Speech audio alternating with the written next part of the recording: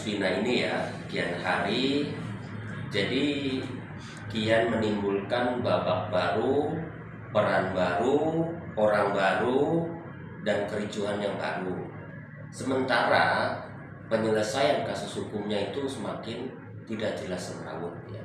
Perlu kita urut dari awal ya, mencuatnya kasus ini kan karena Hotman Paris juga kan seperti itu gitu loh ya. Ada yang minta bantuan ke Bang Hotman terkait keluarga Vina. Pada saat itu kasus ini mencuat. Namun seiring perjalanan seperti kita lihat justru malah sebaliknya kan gitu loh. Bang Hotman dan kawan-kawan ini seperti mundur teratur, justru muncullah orang-orang baru, bahkan saksi-saksi baru. Coba kita perhatikan, saksi ini seperti kita main gaple ya, dikeluarkan satu-satu kayak begitu gitu ya, enggak keluar satu-satu dan memberikan statement yang berbeda-beda gitu. Dan itu juga perlu kita cermati, ada apa di balik semua ini seperti itu kan. Sementara kasusnya sendiri semakin tidak akan klarifikasi yang memang membuat publik itu merasa mendapatkan kepastian gitu. Bahkan terakhir kan Peggy yang ditangkap itu kan malah membuat kekisruhan dan kegaduhan baru kan. Tapi penyelesaian hukum kan nggak ada. Coba seperti itu ya nggak, di pra-peradilan kan dibebaskan. Saya pernah berstatement, kalau Peggy itu memang orangnya dan dia salah, harusnya polisi keluarkan sprindik baru gitu. Kalau memang ternyata tidak, artinya selama ini memang bukan dia gitu loh, alias salah orang seperti itu gitu loh. Kan pra-peradilan itu hanya membahas hal yang formil terkait administrasi penangkapan, sah dan tidak, bukan salah dan tidak, ya enggak? Seperti itu gitu loh.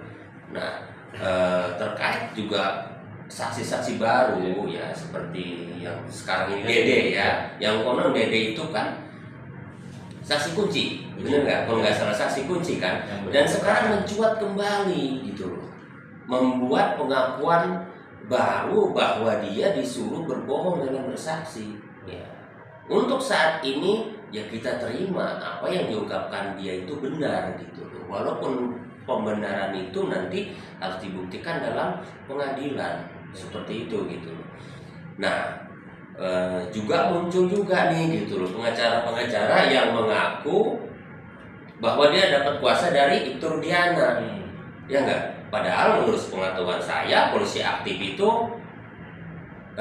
belum bisa gitu loh didampingi oleh kuasa hukum dari luar, karena menurut dia polisi itu memiliki biro hukum atau tim hukum yang bisa mendampingi Ibtu Rudiana ya. Dan itu juga saya mendapatkan penjelasan, karena sebelum mereka ini nih yang justru aktif di TV, teriak-teriak di TV mendapatkan kuasa, saya sudah mencoba berkomunikasi dan mendapatkan jawaban seperti itu. Dan memang cukup lucu ya gitu loh. Apalagi dia mengaku mendapatkan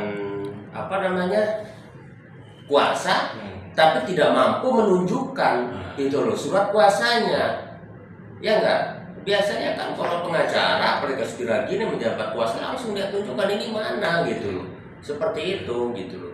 Apalagi sampai mensomasi Kang Deddy terbuka ya, saya pikir itu bukan somasi, itu hanya lucu-lucuan aja biar semakin ramai gitu ya.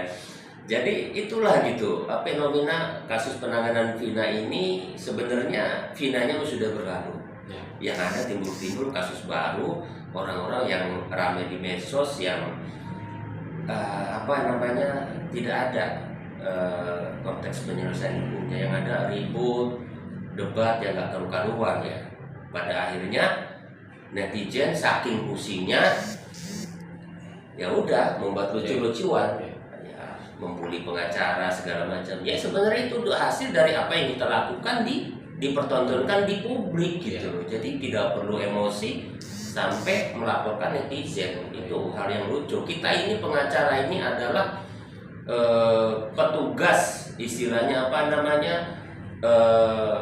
kerjaan kita merupakan kerjaan yang terhormat. Jadilah orang terhormat ya, dengan memberikan edukasi hukum yang memang bisa digunakan. Pada akhirnya publik termasuk Kang Deddy melaporkan Ibtu Rudiana karena memang salah satunya Ibtu Rudiana ini ditunggu-tunggu klarifikasinya di depan publik gitu loh.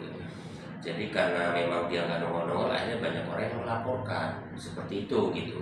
Kita belum bisa ya menyalahkan Ibtu Rudiana begini begitu, karena bagaimanapun Ibtu Rudiana itu merupakan polisi aktif yang segala sesuatunya, tindak tanduknya harus mendapat restu atau izin dari pimpinan, seperti itu gitu.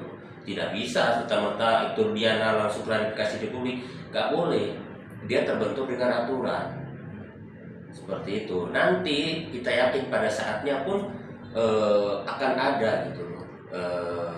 Ibtu Rudiana keluar dan menjelaskan di publik gitu. Hingga saat ini kan banyak sekali simpang siur media bahwa Ibtu Rudiana menghilang segala macam kan seperti itu.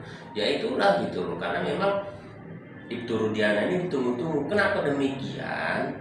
Ibtu Rudiana ini adalah orang yang melaporkan terpidana yang dipenjara dan juga termasuk yang DPO 11 orang itu. Dan beliau harus mempertanggungjawabkan laporannya ini, karena ini sudah merugikan banyak orang. Ya enggak? Kalau memang Ibtu Rudiana memiliki fakta benar itu orang-orang yang dipenjara itu adalah pelakunya, ya buktikan gitu loh kan. Karena ini sudah bertentangan dengan apa yang ada di publik gitu loh. Yang selama ditelusuri Kang Deddy kan termasuk terakhir ini adalah saksi Dede yang konon saksi kunci. Dan ini merupakan pukulan telak. Ini harus dijawab segera oleh Ibtu Rudiana. Seperti itu. Tidak ada terpidana, tidak ada DPO bila tidak ada laporan Ibtu Rudiana saat itu. Keterangan Dede itu bisa dianggap valid ya, terkait benar dan tidak itu nanti ada di pengadilan. Kunci yang saat ini yang harus kita tunggu adalah putusan PK Sakatatal tanggal 24 nanti. Apabila putusan PK Sakatatal adalah membenarkan bahwa Sakatatal bukan pelaku sesuai pengakuan Sakatatal dan membebaskan Sakatatal dari tuduhan itu, artinya secara hukum 7 lainnya yang masih dalam dalam penjara ini cacat demi hukum. Dan itu menguatkan mereka yang 7 ini harus segera juga melakukan PK bila diperlukan. Kenapa demikian? Karena mereka yang 11 ini merupakan kerangka hukum yang dinamakan pembunuhan berencana. Sakatatal yang sudah jelas diputus, ternyata dalam PK-nya diterima dan divonis dia tidak bersalah, artinya lebih rancu lagi kan. Sedangkan ini juga orang satu kampung.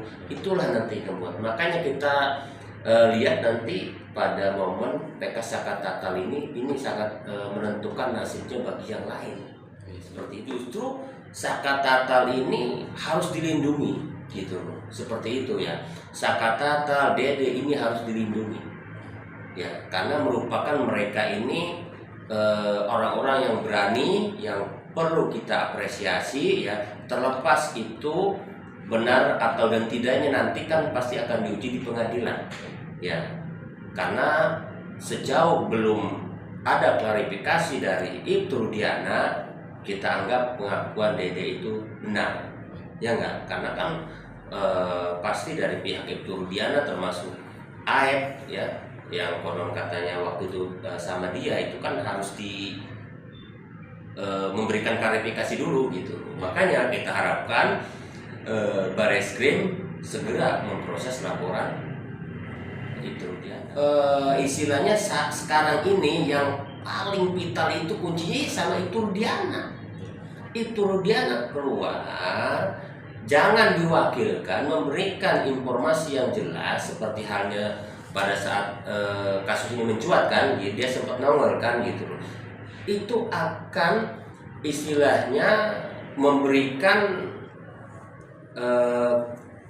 penjelasan dan kejelasan di publik gitu loh. Benar nggak sih pengakuan Dede ini?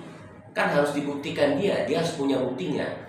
Dia siapa tahu kan, kita kan nggak tahu. Begitu keluar itu Rudiana membantah semuanya, dia punya videonya dan benar orang-orang itu ada di dalamnya. Selesai. Wah, seperti itu gitu loh. Karena beberapa pihak pun kan menunggu itu gitu loh. Apalagi kan ada video segala macam.